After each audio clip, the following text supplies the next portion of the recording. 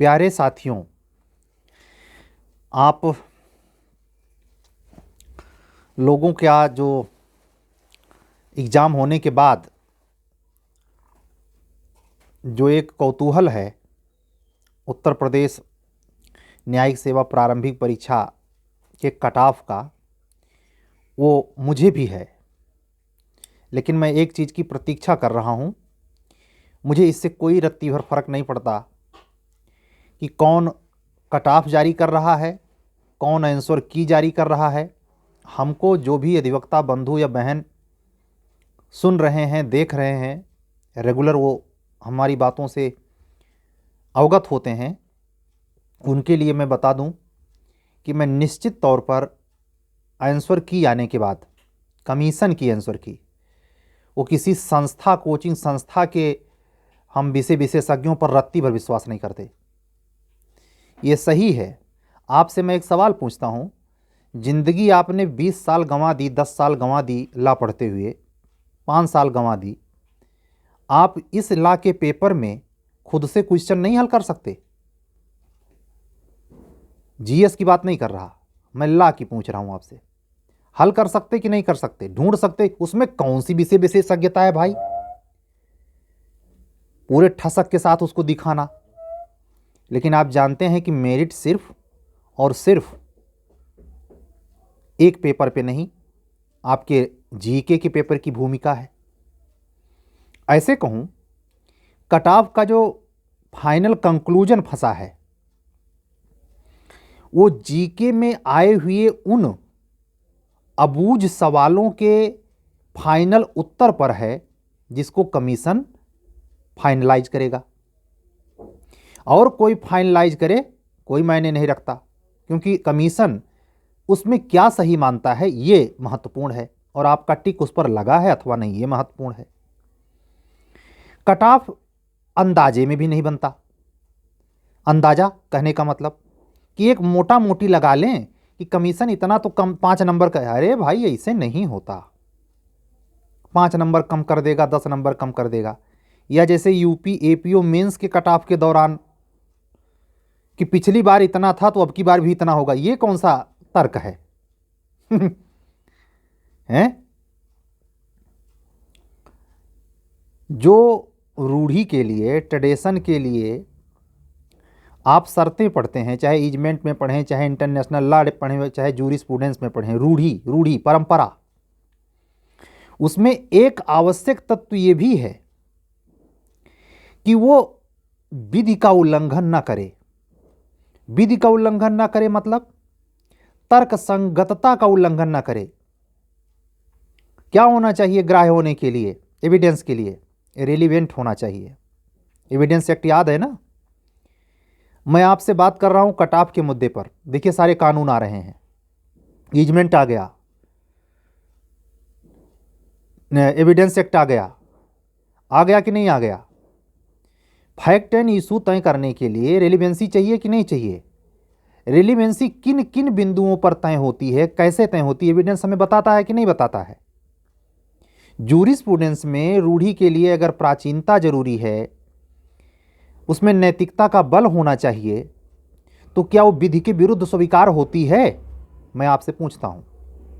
अगर कहीं की परंपरा, कहीं की रूढ़ी, चाहे वो हॉलैंड बनाए चाहे आप बनाए, चाहे कोई कस्टम बनाए, चाहे कोई कारपोरेट बनाए, कोई इंस्टीट्यूशन बनाए, इससे फर्क नहीं पड़ता, लेकिन कोई ट्रेडिशन, कोई फॉलो करने वाली ट्रेडिशन क्या विधि विरुद्ध स्वीकार की जा सकती है? नहीं ना। तो वैसे ही कोई भी कट ऑफ की तर्क संगतता अगर नहीं है तो गढ़ लीजिए अपने आप कट ऑफ। कुछ लोग इसमें मजा लेने के भाव से हमारा इतना है नहीं, लेकिन शोर मचाए पड़े हैं। अगर उनको ये पता चल जाए कि सामने वाला यहां तक तो कभी नहीं आ सकता, तो उससे ज़्यादा जो जानबूझ के कहते हैं, जिससे हतोत्साहित हो जाए और वर्तमान खराब कर ले। जो बच्चे समय की कीमत समझते हैं ज़िंदगी में, जिनको पता होगा कि कंपटीशन में समय का, किसी भी कंपटीशन में ही क्यों, आप कोई भी काम काज करते हैं, कोई प्रोफेशन में है, क्या टाइम का इंपॉर्टेंस नहीं है? कहाँ नहीं है? आपके कुछ भी नहीं करते, जीवन में टाइम का इंपॉर्टेंस है। तो टाइम इसमें आप खपा देंगे, ओ 20 क्वेश्चन और हो गया होता, 5 क्वेश्चन और हो गया होता। आप वर्तमान खराब कर रहे हैं। तो मैं आपसे आज यही कहने आया हूँ कि कट ऑफ पे हमारा एक शॉर्ट वीडियो 10 से 15 मिनट का ज़रूर होगा, लेकिन हम प्रतीक्षा कर रहे हैं। और क्यों कर रहे हैं वो भी बता रहे हैं आपको। प्रतीक्षा मुझे है जीके के अबूझ सवालों पर जो फाइनल उत्तर कमीशन देगा, और उसके बाद आंसर की आने के बाद मेरे सोर्स में, मेरे टच में रहने वाले बच्चे जो मेंस लिखे प्री दे के आए हैं, वो जीएस में वर्तमान वाला बता चुके हैं, मैं उनका जानता हूं। सुनते रहिएगा। जैसे ही वो मेंस का उत्तर आंसर की कमीशन के आने के बाद अपना नंबर बताएंगे कि सर अब इतना बना हमारा, जितने नंबर का औसत मुझे पता चलेगा, उतने नंबर के औसत को बेसिक पिलर मानते हुए कट ऑफ की मैं फाइनल कट ऑफ के बारे में अपना डिक्लेरेशन, अपना एक अनुमान, घोषणा डिक्लेरेशन कहना उचित नहीं है, अपना एक अनुमान प्रेषित करेंगे। एपीओ में अपने आकलन के आधार पर, पेपर के आकलन के आधार पर मैंने अपनी बातें कही थी, वो बच्चों द्वारा पसंद की गई। आज भी वो याद रखे हुए हैं उस बात को, तो अच्छा लगता है। कुछ ऐसे भी बच्चे थे जिन्होंने अपने हिसाब से, उनका अहंकार होता है, उनको गुस्सा भी लगती है जब सामने वाला उनके अकॉर्डिंग बात नहीं करता। ये ह्यूमन मिस्टेक होता है हर व्यक्ति के अंदर। तो अगर उसको कह दीजिए कि इतने से इतने तक होगा और उसका अपना स्वायत्तता टूटे, उसका अहंकार टूटे, तो उसको ये नहीं दिखाई देता कि मेरा अहंकार टूट रहा, उल्टे आप में कमी निकालेगा कि आपका बताया हुआ सही नहीं हुआ। हमारा बताया हुआ सही हो या ना हो, आप अपने व्यक्तित्व का निरीक्षण खुद करें। ठीक है, तो हम यही कहने आए थे कि अगर आज तो आई नहीं, आज तो पीसीएस 2022 की मुख्य परीक्षा का शेड्यूल घोषित किया है कमीशन ने। शायद 20 फरवरी से इंटरव्यू स्टार्ट है। तो कमीशन 2022 की मुख्य परीक्षा का रिजल्ट आउट कर चुका है। इंटरव्यू लेने के बाद महीने भर अगर चलता है, ये 300 समथिंग कुछ पद जितना आपका जुडिशरी में है, उसी के अकॉर्डिंग 300 समथिंग पीसीएस 2022 में भी पद हैं। उसका रिजल्ट आउट करेगा, सुनते जाइए। और आपके प्री का रिजल्ट, अभी कट ऑफ की सोचिए, प्री का रिजल्ट आपको वो कितनी जल्दी देगा, क्योंकि वो 23, 24, 25 मई को मेंस लेगा, तो मेंस का फार्म भी भरवाएगा। और ये मेंस के जो भी कैंडिडेट बैठे थे उनकी सारी कापियों को सेट करके रिजल्ट तक कमीशन, मेरा अंदाज़ा है ये फरवरी के बचे हुए दिन, 28 दिन की फरवरी है, तो आज 13, 14 मान 14 दिन इसमें बचा है, और 1 महीने का टाइम वो भी ले लीजिए, पूरा मार्च। अप्रैल के सेकेंड वीक तक मैक्सिमम, वैसे फर्स्ट वीक में ही रिजल्ट आना चाहिए। अप्रैल के सेकेंड वीक में रिजल्ट देकर आपसे वो 20 दिन में, महीने भर के अंदर फार्म भरवा लेगा। यानी हर हालत में आपका रिजल्ट 1 अप्रैल से लेकर 10 अप्रैल के बीच में आना चाहिए। अब आपको अगर कट ऑफ के आधार पर सुनिश्चितता नहीं है, तो आप अगर उन बच्चों में हैं, जैसे मान लीजिए कट ऑफ कोई भी आई, कोई भी आकलित की गई, क्योंकि आपको ये भी जानकारी दूं, उत्तर प्रदेश लोक सेवा आयोग 2020 के पहले हर परीक्षा के बार वो कट ऑफ देता था, लेकिन 2020 में उसने इसमें संशोधन किया। अब वो आपका प्री मेन इंटरव्यू करवाने के बाद वो फाइनली कट ऑफ दे रहा है। ये इतना दे देता है कि इतने लड़के प्री में सफल हुए, इतने विफल हुए, लेकिन ये वो नहीं दे रहा है कि कितना, जैसे एपीओ में आप देख लीजिए आज तक भी कट ऑफ उसकी फाइनली नहीं आई है, कोई पता है किसी को? तो इसी तरीके से वो कट ऑफ जारी नहीं करेगा, लेकिन एक मोटा मोटी आकलन और सफल, न्यूनतम सफल लोगों से हो जाता है कि यहाँ तक शायद आई। हाँ, जब वही एपीओ 2022 का फाइनल हो जाएगा, लोग ज्वाइन कर लेंगे, तब जारी करेगा। प्री में क्या था, मेन में क्या था, इंटरव्यू में क्या था, एक साथ। ऐसा वो क्यों करता है? क्यों करने लगा? बच्चे इतने अपने आप को बुद्धिमान समझते हैं कि उनका बस चले तो खुद वो परीक्षा लें, लेकिन दिक्कत यह है उनकी वैधता नहीं है, लीगलिटी नहीं है। तो वो लीगलिटी तो नहीं है, लेकिन लीगल नॉलेज के आधार पे वो परेशान कर देते हैं और उसमें कमीशन उलझ जाता है। उस उलझाव से बचने के लिए 3 प्रक्रिया की परीक्षा होती है आपकी, चाहे जुडिशरी हो या सिविल हो।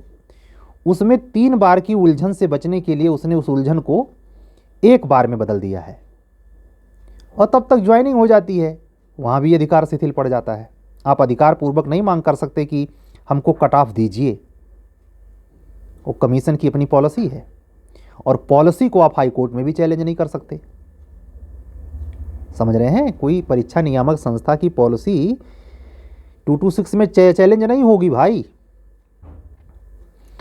तो इन्हीं सब बातों को ध्यान में रखते हुए हम आपसे ये कहेंगे कि अगर आप उस दायरे में अभी से हैं या आपने जो भी मिलाया हो, माने तो नहीं होंगे आप तमाम संस्थाओं को यूट्यूब पे ढूंढ डाले होंगे, 50 लोगों से बात कर डाली होगी, करना भी चाहिए, स्वाभाविक है, लेकिन ज़्यादा समय मत गंवाइए।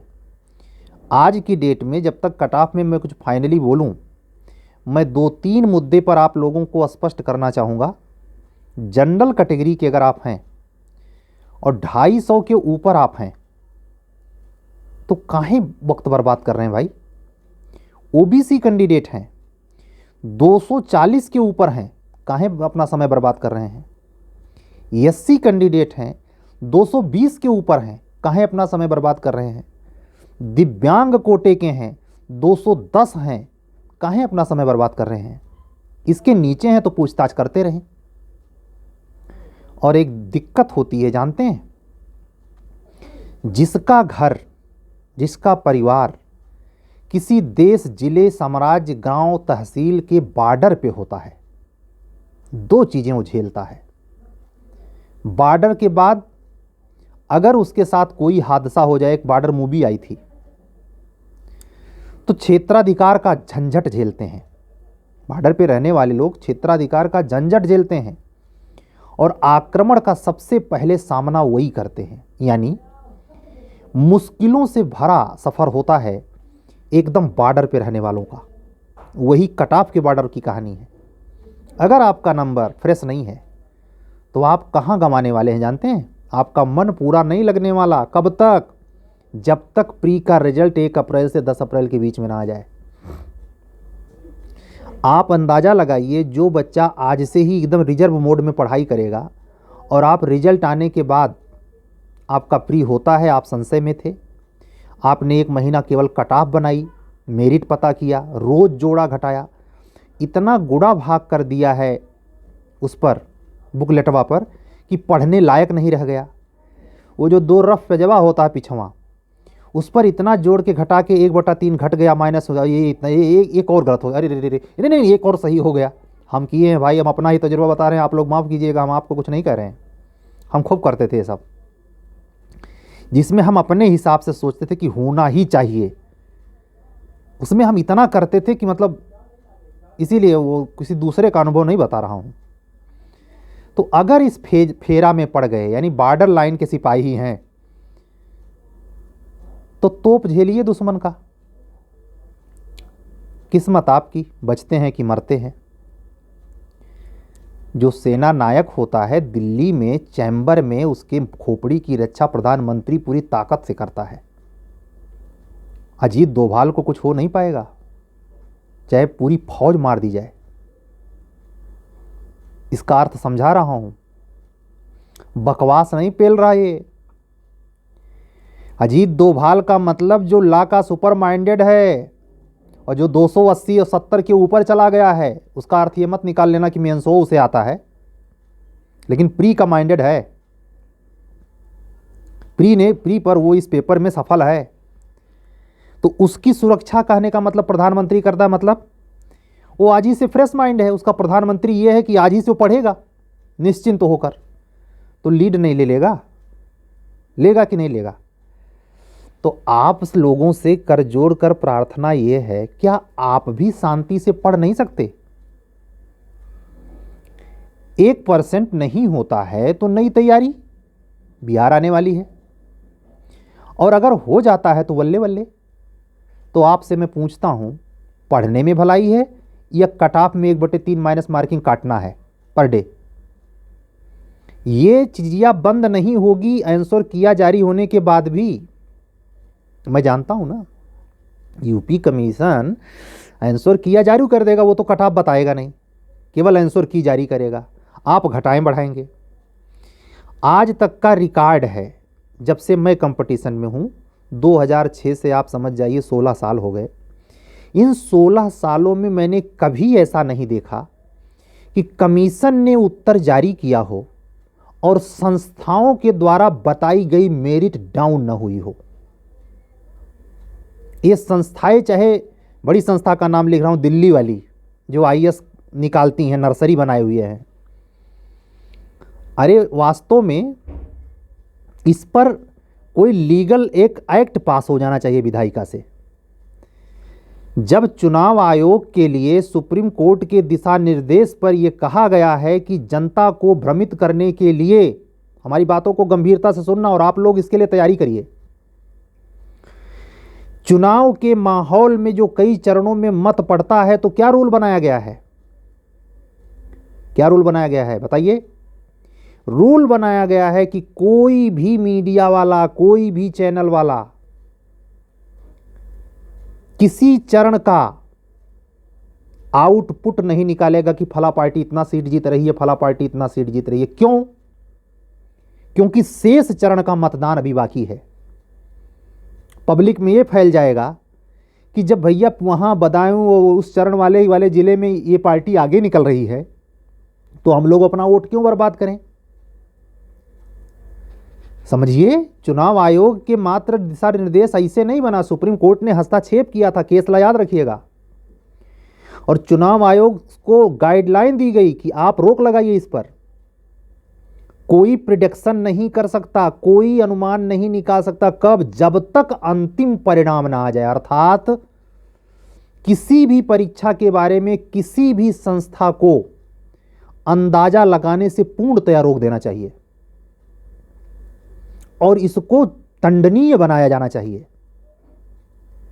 इससे क्या होता है, जो शेष चरण का इसी में प्री में जो आपको देना है मेंस, क्या प्रभावित नहीं होता? सुविधा तो गई तेल लेने, आपका दिमाग इतना डिस्टर्ब हो सकता है कि आप आने वाली परीक्षाओं में अगर वेल प्रिपेयर हो सकते थे, नहीं हो पाएंगे। एक दिन वो आ सकता है, यूं ही मेरे माइंड में नहीं आया चुनाव आयोग वाला जो मैं दृष्टांत दे रहा हूं। आप सोचें, मैंने कुछ भी कोई गांठे जा रहा है। हालांकि आप ये भी जानते हैं, ये ठीक है सुप्रीम कोर्ट के कह देने से, बात समझिएगा, और चुनाव आयोग के गाइडलाइन देने से पालन तो होता है। मैं देख रहा हूं पिछले 5 साल से पालन होता है। कोई चैनल वाला बोलता नहीं, जैसे लास्ट चरण का वोट खत्म, 5 बजे वोटिंग खत्म, 2 घंटे बाद सारे चैनल वाले, आज तक वाले, फलनवा वाले, ढिमका वाले, फ्रंटियर, दुनियादारी अपना दिखा देते हैं कि यहां ये जीत रही, चाहे सही किसी का न जाए, लेकिन दिखा देते हैं। और वो चिल्लाते भी रहते हैं। यूट्यूब थोड़े बंद हो जाता है, केवल वो चार्टवा नहीं दिखाते, लेकिन आप उस चैनल पे अगर रेगुलर देखना, अगर उसके दर्शक हैं तो आपको पता चलता होगा कि ये रोज लगभग कट ऑफ बता ही देता है, रोज एक अंदाजा बताता है कि फला पार्टी जीत रही, फला पार्टी हार रही है। वैसे ही इस तरीके का रिस्ट्रिक्शन का कोई बहुत बड़ा मूल्य तो नहीं है, लेकिन असर पड़ेगा। खास करके भावुक नेचर के जो परीक्षार्थी होते हैं, चाहे वो अधिवक्ता बंधु हो या बहन, इमोशनल प्रवृत्ति, मैंने शुरू में कहा, मैं खुद उसका शिकार रहा हूं, कंपटीशन के दायरे में बहुत मुश्किल में डाल देती है। और उनके कुछ बाह्य लक्षण बता रहा हूं, आप कैसे पकड़ेंगे कि आप इमोशनल हैं। आप खुदे अगर आपको जांच करनी हो क्या मैं इमोशनल हूं, तो मैं आपको बता रहा हूं कुछ लक्षण। आप उस आदमी का स्टेटस चेक करना, इमोशनल आदमी का, वो छोटी सी छोटी बात की प्रतिक्रिया अपने स्टेटस पे करता है। जैसे परीक्षा देने के पहले अगर ये स्लोगन डाल दिया जाए कि कहीं परीक्षा लीक ना हो जाए, और घाघ प्रवृत्ति का व्यक्ति होगा जो कभी स्टेटस पे कुछ नहीं दिखाता, यानी उसके स्टेटस के माध्यम से उसका आंतरिक या बाह्य चरित्र आप पढ़ नहीं सकते। वो चाहे पेपर लीक हो जाए चाहे पेपर ना लीक हो जाए, उसको जो करना है करेगा। जब एसएसपी साहब, एसपी साहब पुलिस इन्वेस्टिगेशन में अपराधियों को पकड़ करके 3rd डिग्री का प्रयोग 27 में करते हैं, तो जानते हैं उनको मुश्किल कहाँ आती है? इन्हीं घाघ नेचर वाले अपराधियों के, जिनके चेहरे से भौवे नहीं पता चलता ये सारा किस नेचर का, बताता भी नहीं कुछ। वो केवल अपराधियों में ही हो, ये भ्रम में मत रहना, आपके इस कंपटीशन में भी है। जो जितना चुप है रहस्य का पिंड है, कसम भगवान की आप निकाल नहीं सकते उसका अंदर का। कभी वो भूल कर स्टेटस पे वो गांधी जी की तस्वीर नहीं डालने वाला है। तो ये विचित्र चरित्र इस कटाफ वाले दायरे में भी आता है। पूरे परीक्षा के दौरान रोना, गाना, हंसना, पीटना, चिल्लाना, ये कौन करता है? सबसे कमजोर लोग। ये अच्छाई के गुण नहीं हैं, बेहद निर्बल हैं आप। रिजल्ट इतना परेशान कर रहा है आपको, इतना चढ़ा हुआ है आपको कि आपको सही ढंग से आत्मबल नहीं निर्मित करने देता। पिछले 3 बार से अगर प्री नहीं हुआ है तो इतना महाकाल बन के वो सर पे सवार है कि हिम्मत ना पड़ रही है इस बार भी ससुरा फंस जाएगा, कहा लगता है। ऐसे लोग एक फोबिया के शिकार हो जाते हैं और चाही हुई सुनिश्चित सफलता को खुद खराब कर लेते हैं। कैसे? खुद के इमोशन से। इससे बचना है। ये 20 मिनट का लेक्चर मैंने इसलिए दिया, हे भैया, हे बाबू, हे बहना, पढ़ो, रख दो इसे। मिला चुके बहुत मिला लिए, रख दो, कहीं रख दो इसे। एक दिन मिला लेना आंसर किया से, जब कमीशन वाली आएगी, और उसको नोट करके कहीं रख लेना। उसको घटाना बढ़ाना नहीं भाई, किसी के कहने पर।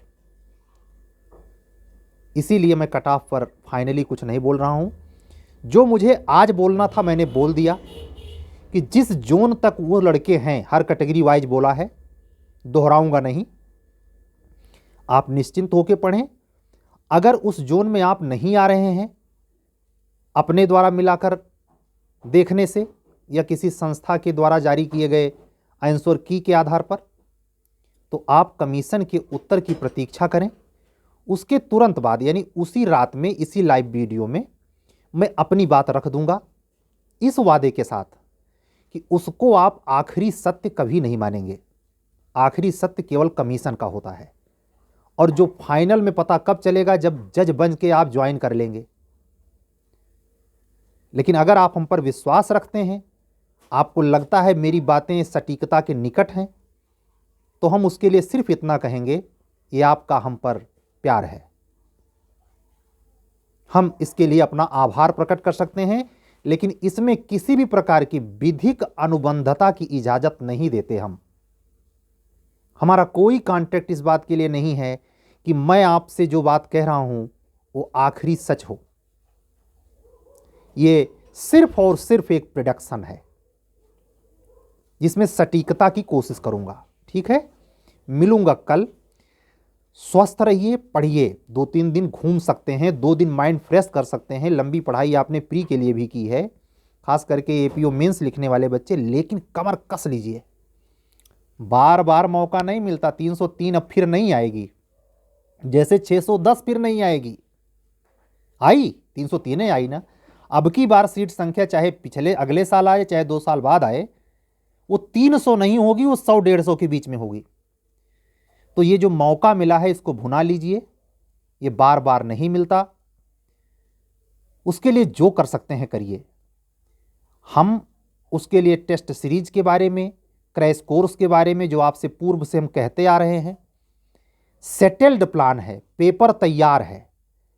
उसकी घोषणा मैं उसी दिन करूंगा जिस दिन कमीशन के आंसर की के बाद कट ऑफ बताऊंगा। अब वो कल आ जाए परसों आ जाए, ये कमीशन जाने। ठीक है, मिलते हैं कल एक रेगुलर वीडियो के साथ। हो सकता है कल कमीशन अगर आंसर की जारी कर देता है तो ये सारी बातें आपको सुनने को मिलेंगी। तब तक प्रतीक्षा कीजिए। हमको चलने की अनुमति दीजिए। सबको हमारा जय सिया राम। सत्यमेव जयते। शुभ रात्रि।